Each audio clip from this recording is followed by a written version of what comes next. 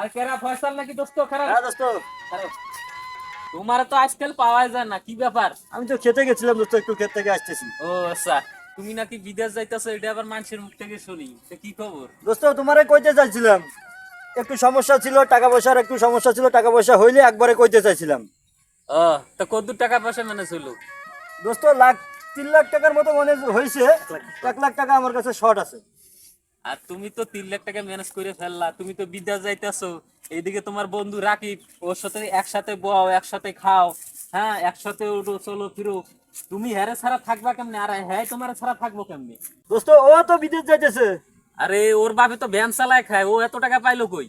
আর ও এত টাকা দিয়ে কেমনে যাইবো? ওর তো 1 লাখ টাকা আছে, ও বলতেছে যে ওর 1 লাখ টাকা আছে, ওর 3 লাখ টাকা এখনো শর্ট। তাইলে ওর 1 লাখ আছে আর তোমার 3 লাখ, তাহলে তোমার 4 লাখ লাগবো না?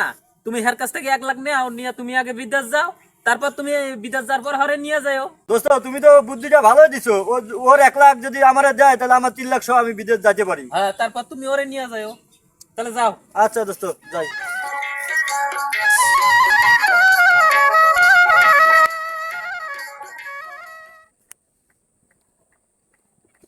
কি দোস্ত, মানে বয়ে আছো কি দেখো?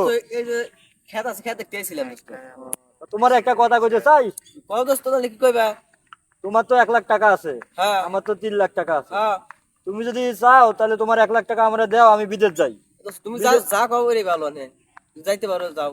বিদেশ যাওয়ার পরে তোমারে না নিয়ে যাবো। ওরই ভালো। হ্যাঁ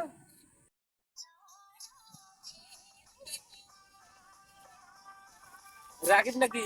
আরে হ্যাঁ গান দোস্ত। বন্ধ কর, দোস্ত তোমার সাথে কথা আছে। কও দোস্ত, দেখি কইবা। ওই তোমার বন্ধু যে বিদেশে গেল ফয়সাল, হ্যাঁ দোস্ত। 6 মাস তো হয়ে গেল। হ্যাঁ এরপরে এরপরে তো তোমার কোনো আর যোগাযোগ হয়েছে? না দোস্ত, খবরই নাই না আর। কি গো? হ্যাঁ গেছিলাম, ওর বাবু তো টাকা কদি, আর বাবু আমি জানি না এসব কথা। ও যা তুমি কওবা। তুমি তোমার কাছ থেকে না হ্যাঁ 1 লাখ টাকা নিয়ে বিদেশ গেল? গেছিলাম ওর বাপের কাছে, গেছিলাম, বাপে কয় যার কাছে গেছে বাবু আমি জানি না। মানে হ্যাঁ বাপে কইতেছে যে হ্যাঁ ওর কাছ থেকে টাকা নিছো, ওর কাছে কও আমি কিছু জানি না। হ্যাঁ এইটাই দোস্ত, মনটা খারাপ। বন্ধু সিটারি করে চলে গেল বিদেশ, আর খবর নিল না আর জায়গা।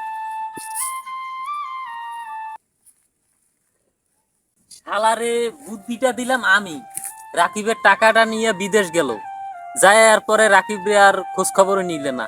শালা কি ওর সাথে সিটারি করলো আসলেই? শালা তো মারাত্মক সিটার। আমরা প্রত্যেকটা ব্যক্তি দায়িত্বশীল। টাকা পয়সা হাওলাত দিলে সম্পর্ক ভালো থাকে না, বরং আপনার সামর্থ্য অনুযায়ী অন্যকে সাহায্য করুন, তাহলে উভয় পক্ষের সম্পর্ক ভালো থাকবে। ধন্যবাদ।